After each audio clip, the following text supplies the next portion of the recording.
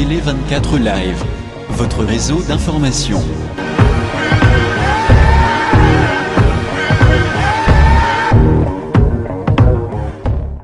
Monsieur le ministre, est-ce que vous êtes en train déjà de préparer le dauphin de Joseph Kabila, la personne qui doit le remplacer, parce que la Constitution dit qu'il doit partir en 2016? Non, nous n'y pensons pas encore, parce que nous sommes en 2014, madame. Nous avons encore 2 ans et demi, 3 ans. Par peur pour y de penser. choquer Joseph Kabila? Non, ou de... non, parce que nous avons beaucoup de choses à faire d'ici là. Ce que vous nous dites, Joseph Kabila ne sera pas candidat à cette prochaine élection présidentielle. Je ne sais pas pourquoi est-ce qu'on veut nous juger sur base Non, je pose des la question, il n'y a pas de autres. jugement dans ma question. Oui, le président Kabila respectera strictement ce qui est écrit dans la Constitution. Il ne sera donc pas candidat. Il n'y a pas plus de 2 mandats consécutifs, il n'y aura pas plus de 2 mandats consécutifs. Et je vais vous répéter ce que le président nous a dit. En 2016, il y aura dans ce pays un passage de flambeau civilisé entre un président qui sort et un président qui entre. Pourquoi est-ce qu'il ne nous nous moquons bien quand nous voyons des amis de l'opposition s'agiter autour du fait que le président doit prendre son micro et dire « je ne vais pas me représenter ». Pour quelle raison il dirait cela? Si nous commençons à nous distraire, et c'est là où nos frères de l'opposition, pas très loyaux, veulent nous entraîner, c'est-à-dire nous déconnecter des problèmes réels que nous avons pour développer le pays aujourd'hui, pour consolider la sécurité, pour lutter contre les ambitions de déstabilisation et même de balkanisation de notre pays, ils veulent nous déconnecter pour nous amener à nous décrédibiliser auprès de notre opinion. Nous n'allons pas les suivre.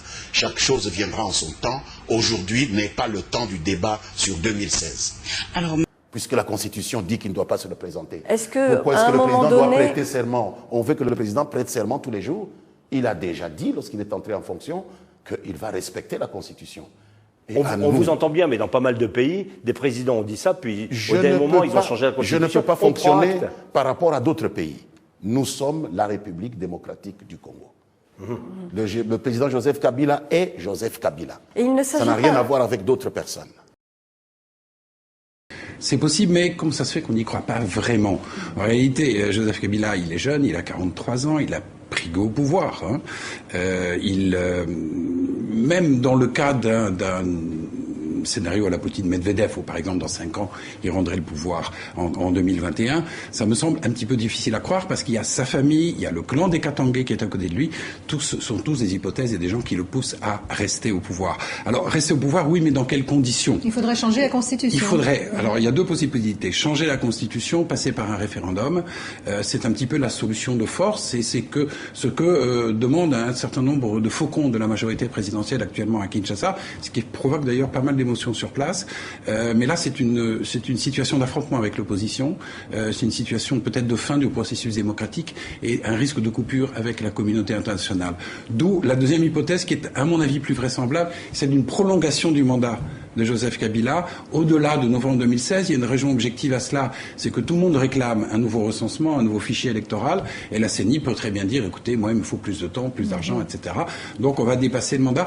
En réalité, moi, si vous voulez savoir ce que je pense sur cette affaire, je pense qu'il y a une tentation côté Kabila de rester, mais il n'y a pas encore de décision, il attendra son début 2016. Vous savez, le Congo, c'est un pays où les changements de pouvoir se sont toujours faits dans la douleur, la violence, parfois l'assassinat.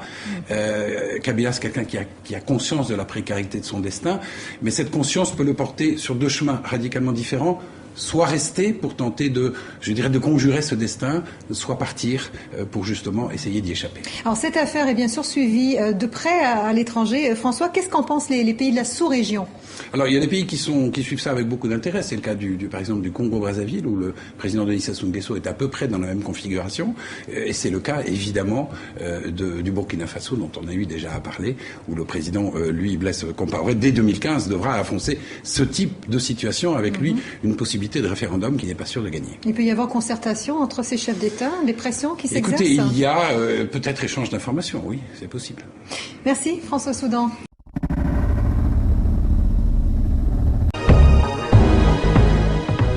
Télé 24 Live, votre réseau d'information.